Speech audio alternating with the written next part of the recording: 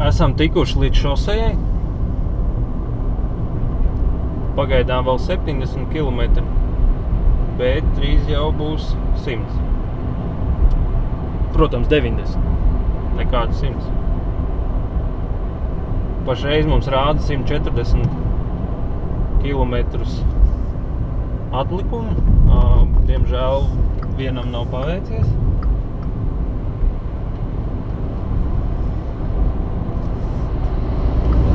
Un tagad mums jau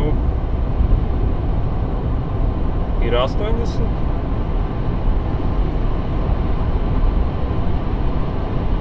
Un tagad ir 90.